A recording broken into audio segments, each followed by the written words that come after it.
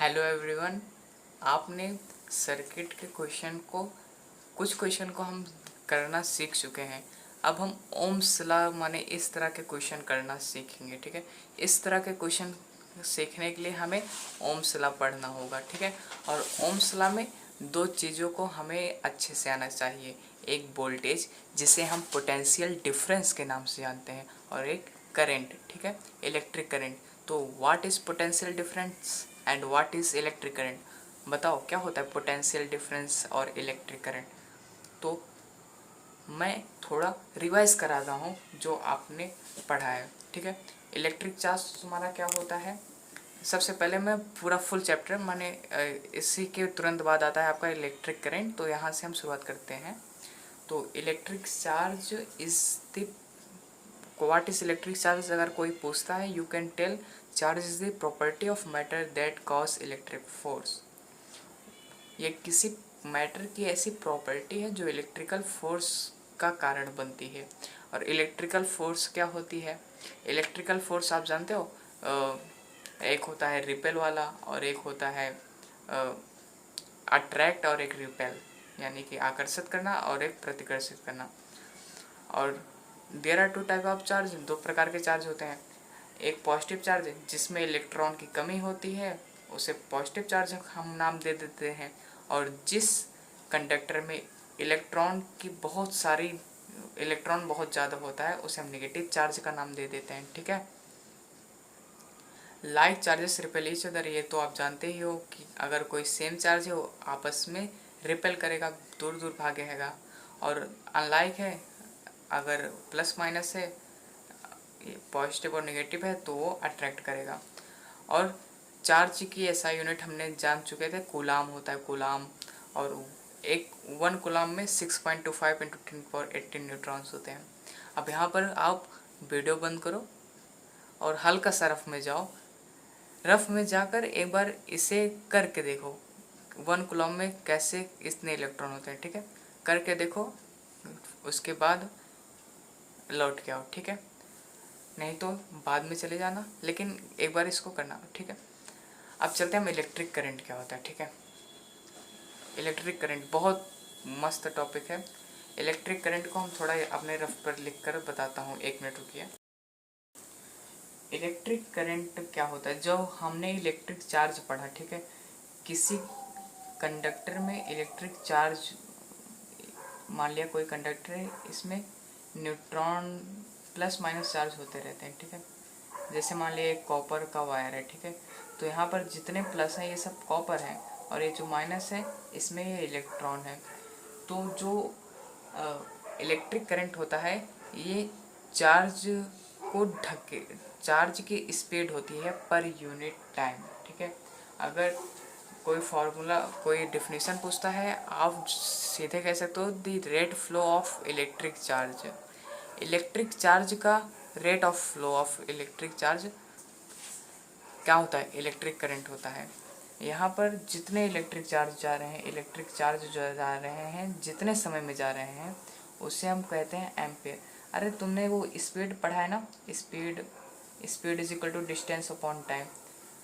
Same चीज़ यहाँ पर है। यहाँ पर ये जो एम्पियर है, ये चार्ज की स्पीड है, कितने कूलाम पर सेकंड की स्पीड से कोई चार्ज जा रहा है। जैसे कोई कहता है कि 1 एम्पियर, तो यहाँ पर जो चार्ज है वो 1 कूलाम चार्ज 1 सेकंड में जा रहा है। और यहाँ से आपको एक बहुत बढ़िया चीज़ बताऊँ, 1 एम्पियर क्या होता है? 1 एम्पियर करंट बहुत तगड़ी करंट होती है। अगर किसी को लग गया, बहुत बुरा लगता है। इसमें ऐसे देखो मैं इसको लिख देता हूँ, 1 2 3 4 5 6 7 8 9 10 11 12 13 14 15 16। अगर 1 एम्पियर किसी को करंट लग गया, ठीक है, 1 एम्पियर करंट लग गया, तो इतना इलेक्ट्रॉन, कह सकते हो कि इतने चार्ज जो है 1 सेकंड में उस आदमी के अंदर से ढांच निकल के जाएगा। सोचो 1 एम्पियर करंट कितना खतरनाक होता है। और इसको हम शॉर्ट में लिख सकते हैं 6.25 इंटू 10⁻18 कूलाम पर सेकेंड ना, क्योंकि यूनिट सी होती है टाइम की सेकेंड। तो 1 एम्पियर इतना खतरनाक होता है। और फॉर्चुनेटली 1 एम्पियर की डेफिनेशन आपके एग्ज़ाम में भी पूछा जाता है, ठीक है। तो 1 एम्पियर की डेफिनेशन आप समझ ही गए। अब आप 1 एम्पियर की डेफिनेशन ये भी लिख सकते हो, when 1 coulomb charge flows in 1 second. अब 1 कूलम चार्ज, आपको पता है 1 कूलम चार्ज में कितने इलेक्ट्रॉन होते हैं, उसको मैंने बता ही दिया, ठीक है। तो थ्रू अ कंडक्टर, ये पूरा इसका 1 एम्पियर की डेफिनेशन हो गई। और यहाँ पर electric current I is equal to Q upon T होता है, आपको पता है, क्यों चार्ज पर सेकंड में, Q की यूनिट कूलाम होती है, T की सेकंड, और कूलाम पर सेकंड को हम एम्पियर कहते हैं, इसके SI यूनिट पे होती है, ठीक है। यहाँ तक आपको करंट समझ में आ गया। अब हम सीखेंगे पोटेंशियल डिफरेंस, ठीक है। पोटेंशियल डिफरेंस, चार्ज है, ठीक है, यहाँ पर चार्ज है, ये सब जो चार्ज है, ये सब चार्ज है, इसको ये जब करंट लगता है, इसको करंट लगता है, ये इसको धक्का देता है, ये स्पीड से जाता है, ठीक है। अरे सॉरी सॉरी सॉरी सॉरी इधर जैसे इलेक्ट्रॉन बहुत सारे हैं, ठीक है, तो पोटेंशियल ये तो अपने आप जाएंगे नहीं ना। 1 एम्पियर करंट दे दिया, लेकिन अगर 0 वोल्टेज है वो जाएगा ही नहीं समझ में आया, ठीक है, कोई बात नहीं। फिर से समझते हैं, जैसे कि पोटेंशियल डिफरेंस हम सीख रहे हैं, ठीक है। इसको हटाओ पहले, potential difference, potential difference, potential difference को सबसे पहले मैं आसान शब्दों में आपको सिखाता हूँ, ठीक है। आसान शब्द में कैसे, जैसे देखो, कोई भी, जैसे मान लिया ये मेरे सर जी हैं, ठीक, मेरे सर जी हैं, तो ये मुझसे नॉलेजफुल पर्सन है, और ये रहा मैं, ठीक, ये मैं रहा और ये मेरे सर जी हैं, तो ये मेरे से ज़्यादा नॉलेजेबल हैं, ये मुझसे ज़्यादा जानकारी जानते हैं किसी टॉपिक के ऊपर, और मैं उनसे कम जानता हूँ। तो यहाँ पर यही डिफरेंस जो होता है पोटेंशियल डिफरेंस होता है, यानी कि ये यहाँ से यहाँ तक फ्लो होगा नॉलेज का ना, जो ज़्यादा है वहीं से नॉलेज का फ्लो इधर होगा, ठीक है। जैसे मान लिया एक बॉटल ले लिया, ठीक, बॉटल ले लिया और यहाँ पर इसका मुंह ले लिया, जब तक ये इस स्टेट में रहेगा तब तक इसमें जो पानी है वो नहीं गिरेगा, और जैसे हल्का से इसको टेढ़ा करा और बॉटल ऐसे हुई, तुम्हारी बॉटल ऐसे हुई, तो यहाँ से पानी ऐसे निकल जाएगा। यानी कि इसमें डिफरेंस क्या आया, यहाँ की हाइट, ये देखो यहाँ हाइट बढ़ गई और यहाँ पर हाइट 0 ही है ना। पहले शुरुआत में 0 हाइट थी बॉटम की भी और सरफेस की भी, लेकिन बाद में मैंने बॉटम की हाइट बढ़ा दिया, और जिससे यहाँ पर पोटेंशियल डिफरेंस उत्पन्न हो गया, और पोटेंशियल डिफरेंस की वजह से यहाँ पर फ्लो होने लगा वाटर। ठीक उसी प्रकार से जो चार्ज होते हैं, जो तुम्हारा यूनिट चार्ज होता है, वो अपने आप से जाता नहीं है कहीं पर, उस पर फोर्स लगाना पड़ता है। तो अगर मैंने कहा पॉइंट ए से बी पर क्यू चार्ज को ले जाने के लिए जो वर्क डन होता है, ठीक है, अगर प्लस क्यू को मैं कहा कि ए पे है उसे बी पर ले जाना है, तो वर्क डन, ठीक है, वर्क डन जो इस चार्ज के ऊपर करना पड़ेगा, तुम्हें जो काम करना पड़ेगा यहाँ से यहाँ तक ले जाने के लिए, उसे ही हम पोटेंशियल डिफरेंस बोलते हैं, ठीक है। जैसे मैं लिख दे रहा हूँ यहाँ पर, work done on moving plus Q charge from A to B, इसको इस चार्ज को ए से बी तक ले जाने के लिए जो वर्क डन किया जाता है, जो वर्क किया जाता है, उसे हम क्या बोलेंगे, potential difference between A and B, ठीक। और potential difference between A and B को हम कैसे लिख सकते हैं, वी बी ए या फिर वी ए बी, ठीक है, कुछ भी लिख दो। इसीलिए यहाँ पर डेल्टा वी लिखा है ना, यहाँ पर वी आप सोच रहे हो क्यों नहीं लिखा, डिफरेंस आया ना, तो डेल्टा वी लिखा है। दो जगह के में जो वर्क डन होता है, माने जो डिफरेंस होता है, उसको मैं यहाँ पर लिखता हूँ। तो यहाँ पर आप सिंपल से डिफिनेशन देख सकते हो, इसका फॉर्मूला हो जाता है यही वर्क डन होता है पर चार्ज, ठीक, जितने चार्ज हैं। तो यहाँ पर वर्क की यूनिट होती है जूल, और इसकी होती है कूलाम, तो जूल पर कूलाम, शॉर्ट में देख लीजिए, जूल पर कूलाम। और इसे आप वोल्ट भी लिख सकते हो, और इसके 100 यूनिट वोल्ट होती है। और 1 वोल्ट का भी आपका वो पूछा जाता है एग्ज़ाम में, तो आप यहाँ पर डेफिनेशन लिख सकते हो, 1 joule of work done in moving 1 coulomb of charge is called 1 volt. क्या लिखा है, अगर 1 जूल काम किया जाए, अरे यहाँ सिंपल सी है, देखो 1 वोल्ट कब आएगा, आप सोचो 1 वोल्ट कब आएगा, जब 1 जूल काम किया जाए, और कब 1 कूलम चार्ज को ले जाने के लिए 1 जूल काम किया जाए, तब 1 वोल्ट होगा। वही लिखा है 1 joule of work done in moving 1 coulomb charge. 1 coulomb charge को मूव करने के लिए 1 जूल वो काम करना पड़े, उसे हम 1 वोल्ट कहते हैं। सिंपल सी डेफिनेशन है। अब जल्दी से हम रेजिस्टेंस देख लेते हैं, और इसके बाद हम अपना most reputed topic Ohm's law पढ़ेंगे, ठीक है। तो यहाँ पर हम रेजिस्टेंस देखेंगे, रेजिस्टेंस क्या होता है, और इस पर बहुत सारे क्वेश्चन भी पूछे जाते हैं। रेजिस्टेंस, सबसे पहले आप यहाँ पर फोटो भी देख सकते हो रेजिस्टेंस की। तो रेजिस्टेंस उसी तरह का होता है, आप इसके पहले मैं जब रेजिस्टेंस का क्वेश्चन करा रहा था तब भी आप रेजिस्टेंस की फ़ोटो देख लिए होंगे। कुछ इस प्रकार से हम इसको रिप्रेजेंट करते हैं, और इंग्लिश में रिप्रेजेंट करना हो कैपिटल आर से, इसे प्रतिरोध भी कहते हैं। तो इसका सिंपल सी डेफिनेशन है, the property of conductor which resist the flow of electric current. ये इलेक्ट्रिक करंट को क्या करता है, रेसिस्ट करता है। वोल्टेज क्या करता था, चार्ज को धक्का देता था, जाओ एक जगह से दूसरी जगह जाओ जल्दी से ना। यहाँ पे मैंने क्या कहा था, जितनी तेज धक्का देता है उतनी तेज जाता है। जैसे 1 वोल्ट है,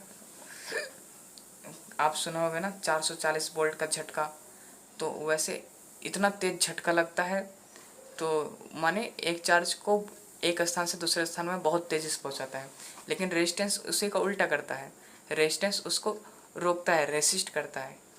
व्हाट इज रेजिस्टेंस अगर आया एग्जाम में, या फिर डिफाइन रेजिस्टेंस, तो आप सिंपल से लिख सकते हो, the property of conductor which resist the flow of electric current, resist the flow of electric current through it, अपने अंदर से इलेक्ट्रिक करंट को फ्लो करने के लिए रेसिस्ट करे, ठीक है। कोई बल्ब है, देखो बल्ब है, तो जब वो कब जलेगा, जब यहाँ से इलेक्ट्रिक करंट पास करेगी, और इलेक्ट्रिक करंट पास करेगी तो यहाँ पर इलेक्ट्रिक करंट खर्च होगी ना, रेसिस्ट होगी। उसका पाथ सीधा था, लेकिन बीच में बल्ब आ गया, उसको जलाना पड़ा, यहाँ पर कुछ इलेक्ट्रिसिटी खर्च हुई, तो यहाँ ये भी एक रेजिस्टेंस ही है, ठीक है। आप ये मत सोचो कि केवल वही जो फोटो में दिखा था अभी आपको वही है, ये भी एक रेजिस्टेंस है। हीटर और आपका ये जो प्रेस है वो भी आप यहाँ पर देख सकते हो, जितना ज़्यादा रेजिस्टेंस होगा उतने करंट कम फ्लो करेगी ना, रेजिस्टेंस जितना ज़्यादा होगा। अरे भाई, पानी रास्ते में जा रहा है, जितना बड़ा चट्टान होगा पानी उस चट्टान को पार नहीं कर पाएगा, और छोटा चट्टान होगा तो उसको बहा ले जाएगा। माने सिंपल सी बात है, हाई रेजिस्टेंस तो कम करंट जाएगी, और अगर बहुत कम रेजिस्टेंस है, रास्ते में छोटा सा कंकड़ पत्थर है, तो पानी आराम से हाई करंट फ्लोज करेगी, ठीक है। और एग्ज़ाम में पूछा जाता है रेजिस्टेंस किस किस चीज़ों पर डिपेंड करती है। देखो मैं एक क्वेश्चन आपको दिखाता हूँ, एग्ज़ाम में वो पूछा है, एक मिनट रुको, ये देखो, on which factors does the resistance of a conductor depend, what is the unit of resistivity. ये क्या होता है, इसको अभी आप पढ़ोगे। Does the resistance of, on which factors does the resistance of a conductor depend. Resistance, किसी conductor का रेजिस्टेंस किस किस फैक्टर पर डिपेंड करता है, इस क्वेश्चन कहने का मतलब यह है। तो उसका आंसर यहाँ पर है, resistance depends on material properties. Material properties यानी कॉपर है, एल्युमिनियम है, आयरन है, चांदी है, सोना है, क्या है। लेंथ पे डिपेंड करती है, यानी कि बहुत लंबी है या छोटी है। थिकनेस पे डिपेंड करता है, इसे आप एरिया ऑफ क्रॉस सेक्शन नाम दे सकते हो। और टेम्परेचर पर डिपेंड करता है, अगर ज़्यादा टेम्परेचर है तो रेजिस्टेंस अपने आप ही बढ़ जाएगा ना, ऑफ कंडक्टर, ठीक है। ये उसका आंसर हो गया।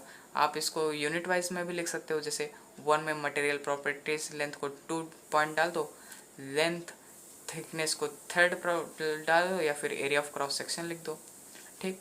और रेजिस्टेंस की इस तरह हम इसको रिप्रेजेंट करते हैं। वैसे तो आपने सर्किट वाला क्वेश्चन कर लिया, आपको पता चल ही गया होगा हम कैसे रिप्रेजेंट करते हैं, ठीक है, इसके एसआई यूनिट को। और इसका फॉर्मूला होता है R is equal to V upon I. ये आया कहाँ से, V is equal to I R एक फॉर्मूला होता है, वो ओम्स लॉ में पढ़ो गया, ठीक है। तो V is equal to I R होता है, वहीं से R is equal to V upon I आ जाता है, ठीक।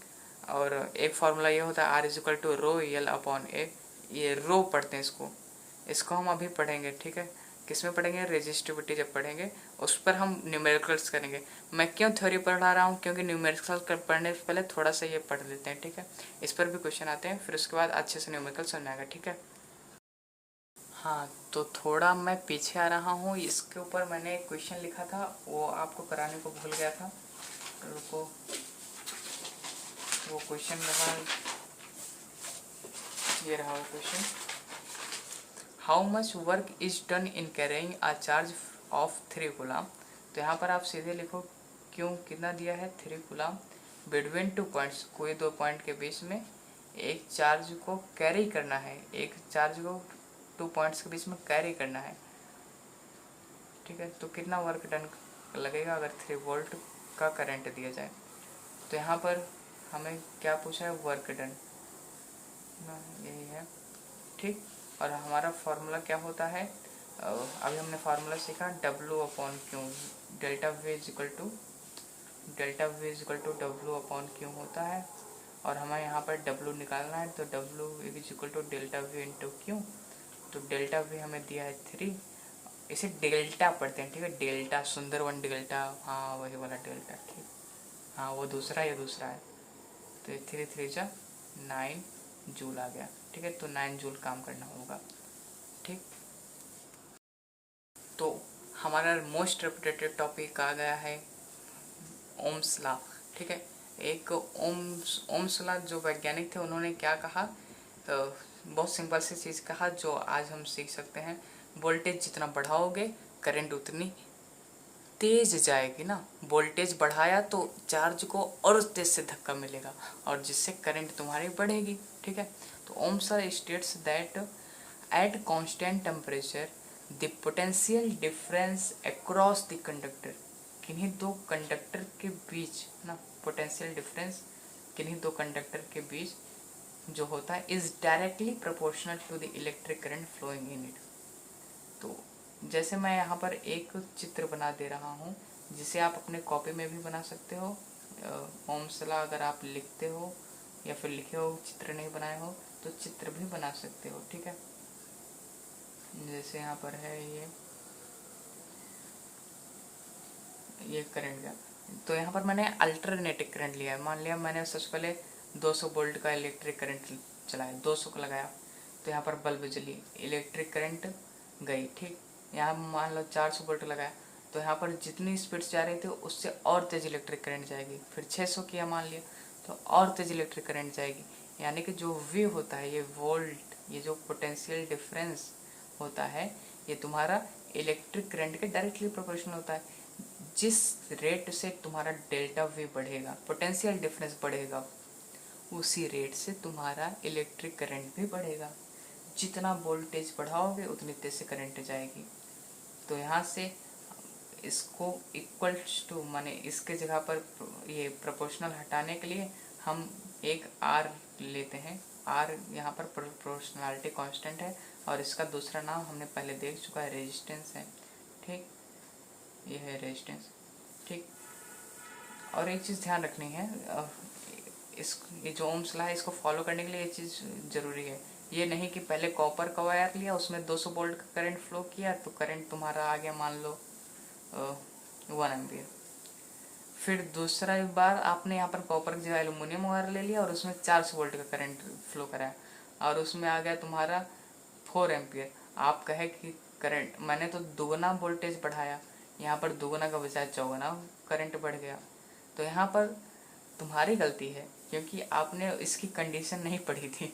कंडीशन क्या है कि इसमें टेम्परेचर सेम होना चाहिए और अदर फिजिकल क्वांटिटी भी सेम होना चाहिए। अदर फिजिकल क्वांटिटी में क्या क्या आती है? वही तुम्हारा जो रेजिस्टेंस में था, मटेरियल की property, area of cross section यानी कि मोटा नहीं, थिकनेस, और इसकी लंबाई यानी कि लॉन्ग नहीं होना चाहिए, शॉर्ट नहीं होना चाहिए, ये सब कांस्टेंट होनी चाहिए। जिस वायर पर आप हम काम कर रहे हो उसी वायर पर। तो व्हाट इज ओम्स लॉ, यही है आपके सामने, आप इसको लिख सकते हो और एक फिगर बना सकते हो। और नेक्स्ट वीडियो में हम ओम्स लॉ के ऊपर जो नेक्स्ट क्या, मैं एक क्वेश्चन इस पर कुछ क्वेश्चन करा दे रहा हूँ जल्दी से। उसके बाद सर्किट वाला क्वेश्चन जो ओम्स लॉ के ऊपर आता है उसको मैं अगले में सीखूंगा। तो यहाँ पर देखो, what is the voltage of resistance, what is the voltage if a resistance of 25 ohm produces a current of 250 ampere, 250 ampere का करंट प्रोड्यूस करता है तो वोल्टेज क्या होगा। तो आप यहाँ पर सीधे लिख सकते हो according to Ohm's law V is equal to I R. तो यहाँ से आप V के लिए I की वैल्यू है 250 एंड रेजिस्टेंस है 225, तो यह आ गया आपका 6250 वोल्ट ना। ये आपको ध्यान रखना है, लास्ट में यूनिट के नंबर कटते हैं हमेशा, अगर आप यूनिट नहीं लिखे हो तो उसका नंबर कटेंगे। सॉरी अगर आपको दिख नहीं रहा था। सेकेंड क्वेश्चन हम सीखेंगे what is the current, current निकालना है। व्हाट इज द करंट, यहाँ पर आप लिख दोगे as given. What is the current produced by a voltage of 240 volt through a resistance of 2 ohm? तो वोल्ट दिया है 240 का और रेजिस्टेंस हमें दिया है 2 ओम का। तो अकॉर्डिंग टू ओम्स लॉ आपको फिर से वही लिखना है, according to Ohm's law V is equal to I R होता है।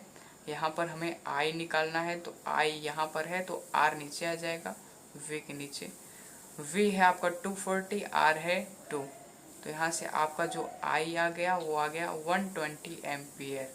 ठीक है, लास्ट में यूनिट जरूर लिखनी है, I है करंट है तो करंट की यूनिट एम्पियर होती है। एक लास्ट क्वेश्चन करते हैं उसके बाद वीडियो एंड करते हैं। ए सर्किट कंटेंस 1.5 वोल्ट बैटरी, किसी सर्किट में इतने वोल्ट की बैटरी यानी कि इसका पोटेंशियल डिफरेंस यानी कि वोल्टेज दिया है, ठीक, and a bulb with a resistance of 3 ohm, calculate the current. तो यहाँ पर करंट कैलकुलेट करनी है, ठीक है। तो यहाँ पर फॉर्मूला क्या लगेगा, आपको ये क्वेश्चन कर लेना है, ठीक है, आसान ही है। नेक्स्ट वीडियो में हम सर्किट को देखेंगे, ठीक है।